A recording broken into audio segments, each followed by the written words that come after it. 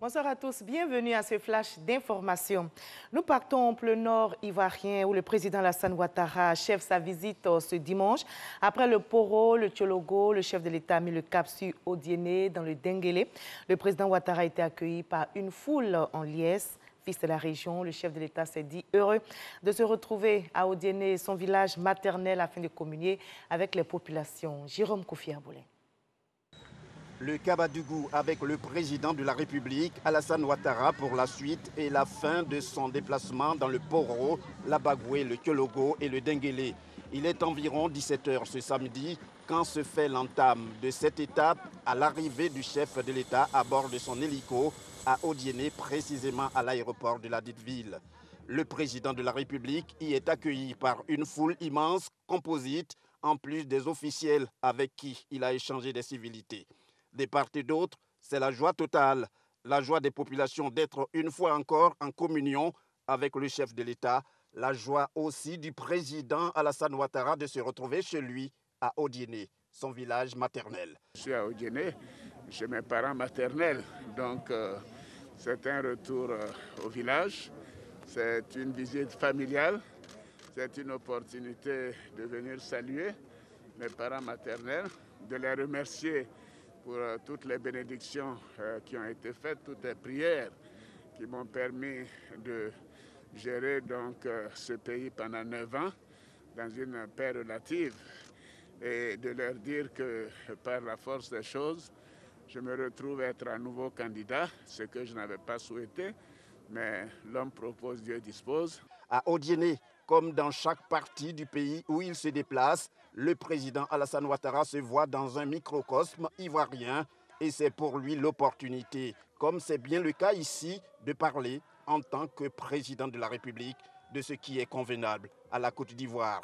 La Côte d'Ivoire dont il n'a de cesse de dire qu'il ne ménagera aucun effort pour son développement en vue du bonheur dans la paix pour tous les Ivoiriens et ceux qui y vivent. C'est la détermination de conduire la Côte d'Ivoire, de la conduire, cette belle Côte d'Ivoire, à bon port. Je veux que vous sachiez que ce pays est en paix, ce pays, il y a des progrès importants et ce pays a fait des bons extraordinaires et ceci est reconnu par nos concitoyens dans leur grande majorité qui m'ont demandé de continuer et également par la communauté internationale. Après l'aéroport, le président Alassane Ouattara a pris la direction de sa résidence à Odiéné, où il est prévu ce dimanche une rencontre entre lui et la chefferie, ainsi que les cadres du Denguélé qui comprend le Kabadougou et le Folon. Le président de la République a aussi visité le PC tactique de Kong, le poste de commandement mixte de lutte contre le terrorisme. Le chef de l'État a félicité ces vaillants soldats qui œuvrent sans relâche pour la protection de la nation ivoirienne. Il les a encouragés à garder le cap, à renforcer la sécurisation de nos frontières afin de les préserver de toute attaque terroriste. Plus de 1400 forces de sécurité sont engagées dans les opérations liées à la menace terroriste. Et toujours dans le nord du pays, ce dimanche 11 octobre, la jeunesse du district des Savanes a honoré la mémoire du Premier ministre Amadou Gon Coulibaly pour ses actions en faveur du développement et de la paix dans notre pays. Les jeunes ont vanté ses mérites, ses œuvres lors d'un meeting. Des membres de la famille biologique, des ex-collaborateurs et de nombreux artistes musiciens ont pris part à l'événement. On en reparle ce soir à 20 h. Et pour la nouvelle, à l'étranger, le président du Ghana, Nana Akufo-Addo, président en exercice de la CEDEAO, s'est rendu au Mali aujourd'hui.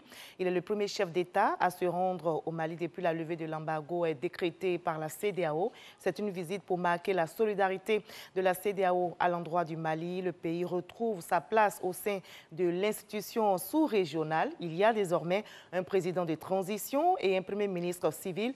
Le président ghanéen va faire le point de la transition politique et évoquer les prochaines étapes pour que les échéances électorales soient respectées. Fin de ce Flash Info, je vous retrouve avec le même plaisir à 20 h. À tout à l'heure.